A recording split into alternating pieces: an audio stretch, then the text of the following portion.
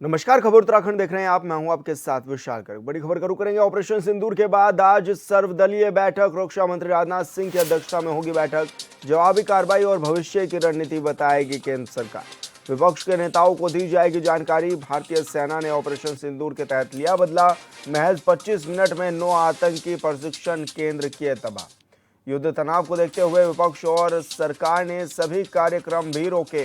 तो ये बड़ी खबर आपको बता रहे हैं, जहां पर सर्वदलीय बैठक आज होगी। विपक्ष के नेताओं को जानकारी भी दी जाएगी और भारतीय सेना ने ऑपरेशन सिंदूर के तहत बदला भी लिया है। तो ये बड़ी खबर आपको बता रहे हैं, जहां पर महज 25 मिनट में 9 आतंकी प्रशिक्षण केंद्र तबाह किए गए हैं। युद्ध तनाव को देखते हुए विपक्ष और सरकार ने सभी कार्यक्रमों पर रोक भी लगा दी। ऑपरेशन सिंदूर के बाद आज सर्वदलीय बैठक भी है, जिसमें रक्षा मंत्री राजनाथ सिंह की अध्यक्षता में यह बैठक होने वाली है और जवाबी कार्रवाई साथ ही भविष्य की रणनीति बताएगी केंद्र सरकार। विपक्ष के नेताओं को भी इस बारे में जानकारी दी जाएगी। तो बड़ी खबर आप तक पहुंचा रहे हैं, जहां पर भारतीय सेना ने जो कार्रवाई की उसके बाद अब केंद्र में बड़ी बैठक हो रही है और युद्ध तनाव को देखते हुए विपक्ष और सरकार ने सभी कार्यक्रमों पर रोक भी लगा दी है। ऑपरेशन सिंदूर के बाद आज सर्वदलीय बैठक भी है।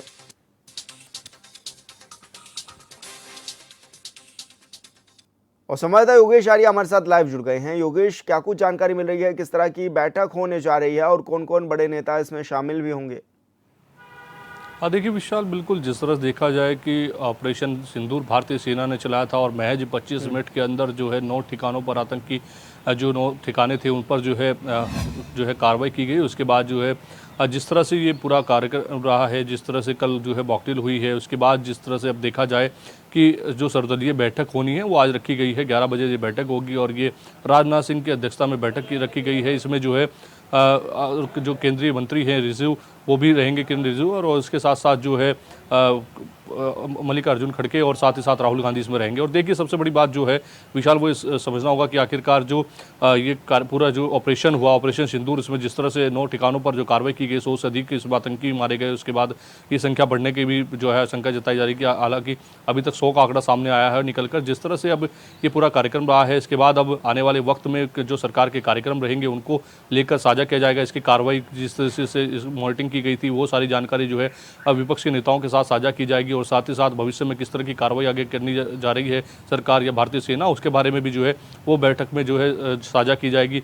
साथ ही साथ देखा जाए तो जो आगामी कार्यक्रम जो है विपक्ष के थे या जो सरकार के कार्यक्रम थे उन पर रोक लगा दी है। इसके साथ ही साथ प्रधानमंत्री ने अपने 3 देशों के जो कार्यक्रम थे वो भी रद्द कर दिए हैं। यानी कि देखा जाए तो अब आने वाले वक्त में कुछ बड़ा हो सकता है, ये भी माना जा सकता है, क्योंकि जिस तरह से संकेत आ रहे हैं सर्वदलीय बैठक जो है वो की जाएगी। उसमें आगे की भविष्य की प्लानिंग जो है वो भी कहीं ना कहीं जो है इसमें रखी जाएगी कि हम आने वाले वक्त में किस तरह की प्लानिंग जो है करने जा रहे हैं। लेकिन हालांकि जिस तरह से युद्ध तनाव है तो उसके चलते जो है चाहे विपक्ष की जो संविधान बचाओ रैली हो, चाहे प्रधानमंत्री के जो चाहे वो 3 देशों के दौरे हों, वो जो है रद्द किए गए हैं। और ऐसे में अब जो है जिस तरह से बैठक होगी, बैठक में जो राहुल गांधी शामिल होंगे, मल्लिकार्जुन खड़गे शामिल होंगे, इसके साथ साथ तमाम मंत्री और राजनाथ सिंह जी की बैठक में, ये बैठक में जो है कई फैसले और जो है इसके साथ साथ आने वाले भविष्य की जो रणनीति तय होगी उस पर नजर रहने वाली है। जी, तो ऐसे में क्या माना जाए योगेश, क्योंकि एक तरफ देश में अब खुशी का माहौल भी है, जिस तरह से बड़ी कार्रवाई भी की गई और अब उसको लेकर क्या कुछ संकेत भी मिलने शुरू हो गए हैं और लोग कितने खुश नजर आ रहे हैं?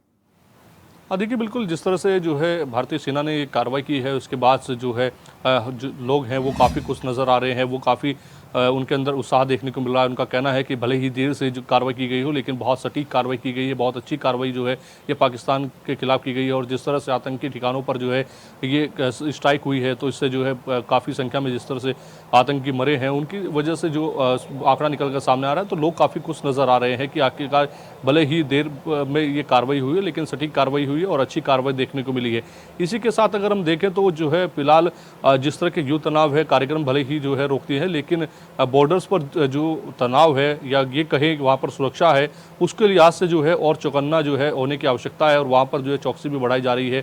क्योंकि जो है पाकिस्तान जिस तरह से अभी उस पर हमला किया गया है, उसके बाद जो है ये मानना जा रहा है कि पाकिस्तान कोई अगला कदम उठा सकता है, इसलिए महज वहाँ पर जो है फोर्स बढ़ाने की आवश्यकता है। तो वहाँ पर भी तमाम तैयारियाँ जो है वो की जा रही हैं। जो पाकिस्तान की हरकतें हैं उन पर जो है कहीं ना कहीं नज़र जो है पैनी बनाए हुए भारतीय सेना है।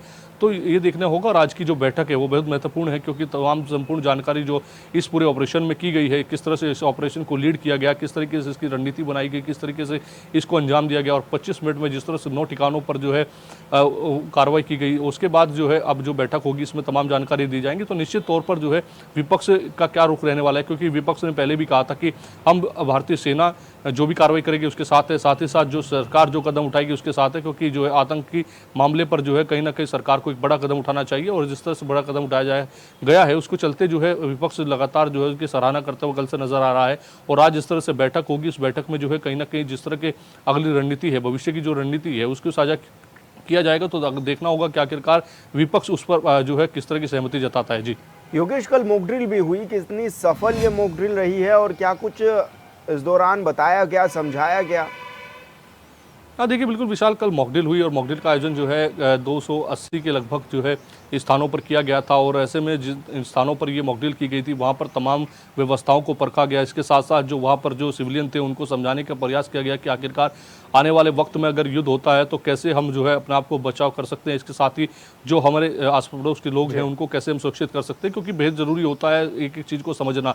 और कल जिस तरह से सिविल डिफेंस की बात की जाए, ये मॉकड्रिल की गई, उसमें NDRF हो, SDRF हो, ITBP हो, BSF हो, NCC के लोग हों, पुलिस हो, तो तमाम लोग वहाँ पर मौजूद थे। इन्होंने अपने जो है अपनी जो तैयारी है उसका जो है जानकारी वहाँ पर दी है, कितने हम सशक्त हैं, कितनी सुरक्षित हम हैं और काम को कर सकते हैं। एकदम से हमारा जो रिव्यू है वो कितना कम समय में हम रखते हैं। तो ये तमाम चीज़ें वहाँ पर दिखाई गई है। उसके बाद जिस तरह से वहाँ पर पहले सायरन बजाया गया, युद्ध सायरन, उसके बाद दिखाया गया कि स्ट्राइक हुई, फिर कितनी जो है युद्ध विराम के बाद सायरन बजाया गया, उसके बाद वहाँ पर NDRF SDRF पहुँची, उन्होंने रेस्क्यू किया, रेस्क्यू के साथ एम्बुलेंस में किस तरह से जो घायल थे उनको ले जाया गया। इसके ये पूरा जो समय था, इस 40 से 50 मिनट का ये समय रखा गया था। और इसमें जिस तरह से लगातार जो टीम थे उन्होंने जो जल्दी दिखाई और बहुत तेज़ी के बहुत कम समय में जो है जिस तरह से मॉकड्रिल करके दिखाई, लोगों को समझाने का प्रयास किया गया कि ब्लैकआउट के दौरान हमें किन किन बातों का ध्यान रखना है। तो निश्चित तौर पर ये काफ़ी अच्छा प्रशिक्षण रहा और अच्छी जो है जानकारी इसमें जो है लोगों को तक पहुँचाई गई है। और निश्चित तौर पर अगर आने वाले वक्त में युद्ध के हालात बनते हैं तो लोग इनका फायदा भी लेते हुए नजर आ सकते हैं। जी योगेश, अक्सर देखा जाता है कि जब भी इस तरह की कार्रवाई होती है तो पक्ष विपक्ष आमने सामने आना शुरू हो जाता है, सवाल उठाने शुरू हो जाते हैं, लेकिन इस बार पक्ष और विपक्ष एक है। उत्तराखंड के नेताओं ने भी खुशी जाहिर की है। किस तरह से अब माहौल बदलता हुआ नजर आ रहा है देश में भी और प्रदेश में भी? देखिए विशाल, बिल्कुल जिस तरह से हमने देखा कि इससे पहले कि जब स्ट्राइक हुई तो कहीं ना कहीं जो है विपक्ष ने जो है उसके सबूत मांगे हैं, उसको लेकर के कई बार कहा है कि स्ट्राइक हुई है तो उसके सबूत पेश करिए। लेकिन इस बार जिस तरह से पहलगाम में घटना हुई और पहलगाम की घटना के बाद पूरा देश आक्रोशित था। उसके बाद कहा जा रहा था कि किसी तरह से जो है पाकिस्तान को इसका मुंह तोड़ जवाब दिया जाए, आतंकी जो ठिकाने हैं, जो वहाँ पर आतंकी ठिकानों पर जो है कार्रवाई की जाए। तो स्ट्राइक की गई और जो है जो उनके लॉन्च पैड थे उन पर जो है जिस तरह से नस्त नाबूद किए गए, उनको वहाँ से स्ट्राइक के दौरान जिस तरह से कार्रवाई की गई, उसके बाद अब जिस तरह से देखा जाए कि विपक्ष लगातार सराहना कर रहा है। कल से लगातार सरकार और भारतीय सेना की सराहना की जा रही है। अगर सोशल मीडिया अकाउंट से विपक्ष के हों, चाहे पक्ष के हों, चाहे आम लोगों के हों, देखे जाए तो वो लगातार जो है भारतीय सेना को बधाई देते हुए नजर आ रहे हैं। तो ये निश्चित तौर पर बड़ी अच्छी बात है कि विपक्ष ऐसे मुद्दों पर जो है एक नजर आ रहा है, एकजुटता का संदेश देता हुआ नजर आ रहा है, ताकि जो दुश्मन है उसको ये समझ में आए कि भारत सशक्त है, मजबूत है और शक्तिशाली है, किसी भी तरीके से वो अलग होने वाला नहीं है। और बहुत शुक्रिया आपका तमाम जानकारी साझा करने के लिए।